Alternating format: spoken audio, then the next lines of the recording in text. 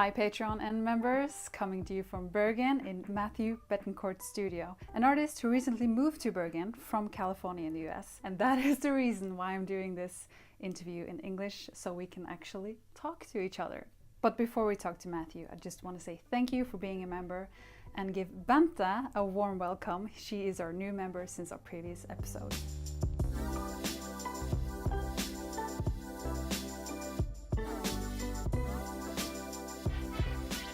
I came to Norway because I met a beautiful Norwegian girl and ended up marrying her.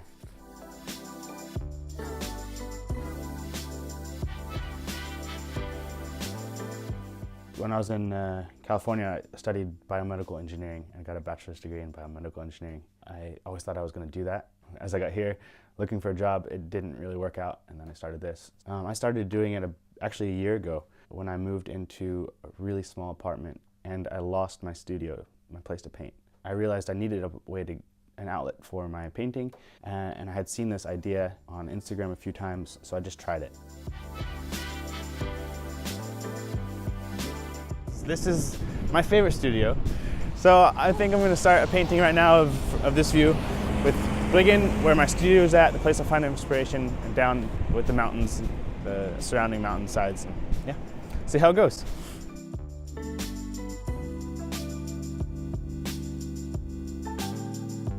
And I had someone walk by me when I first started painting, and then like half hour later she walked by again and she saw my painting, so she stopped and started talking to me.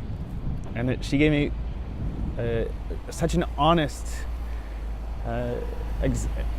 explanation of her experience, and she said this to me. She said, "You know, I walked by half an hour ago and I saw you noodling in the paint with a brush, and I thought to myself, oh, drugs, poor guy." And then I walked back 30 minutes later and I couldn't believe my eyes. That's probably one of my favorite memories of painting out in public. You get a lot of comments? Not here in Norway. This is fascinating. I painted from February to September in Norway, and I think I had one or two people, maximum 2 people, ever talk to me in public. I went to California and painted for 1 hour. 5 people stopped and talked to me. It's a difference in culture. Welcome to Norway.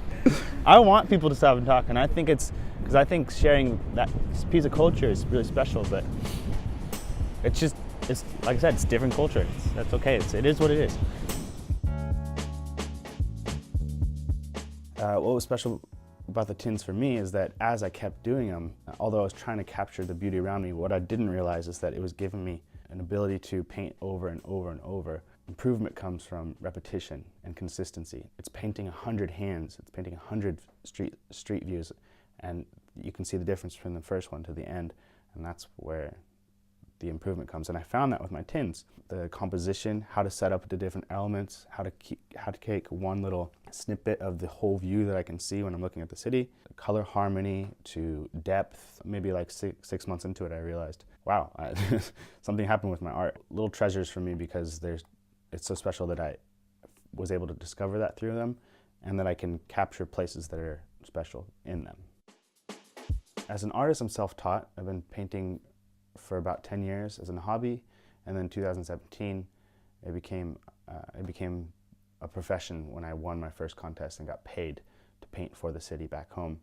And then when I moved here, I was looking for a job, and I started painting every single day, and then I realized that consistency in painting, I was able to grow very quickly from that. People began liking my work, and it kind of, in a sense, in a good way, got out of hand. I saw the vision in my head and the dream that I could do this as full-time.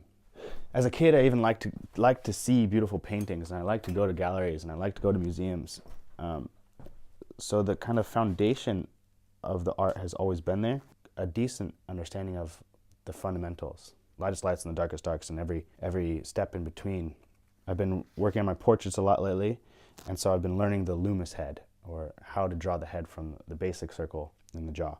As you can see, I've been working on portraits of myself, and everything here has been from life. So you have to scale like the old masters did, like this. And as soon as I start painting from a photo, I feel that there's some area of disconnect. That's why I'm working so hard on learning how to paint from life as opposed to a photo. Not that painting from a photo is bad, but it's lacking some little piece there that I have a hard time explaining.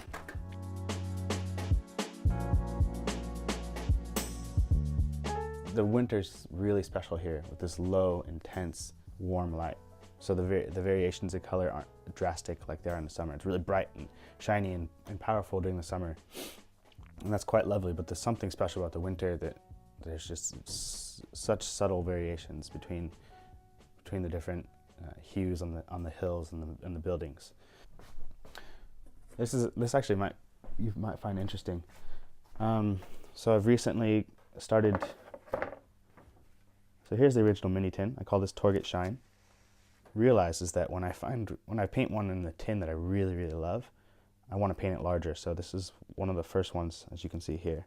And so this kind of capture the grit and the pain of unyielding fall of water on Bergen. So talk so much shit about the weather, but then they love their city to death, and I've never seen that quite so much in the same place.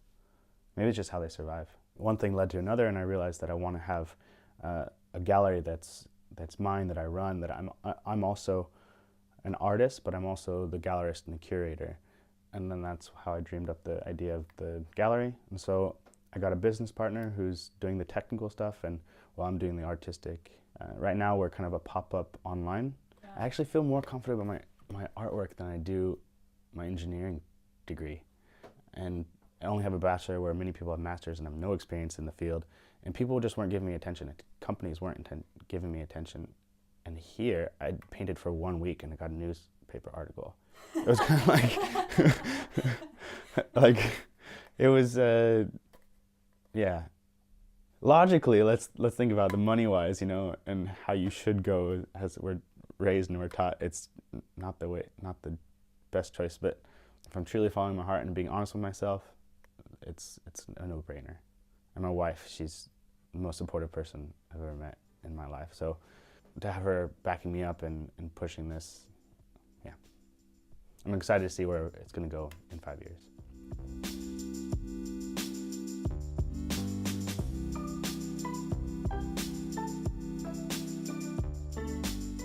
If you like the art that Matthew is creating and you want to buy it, you can find it in Kunzt shop.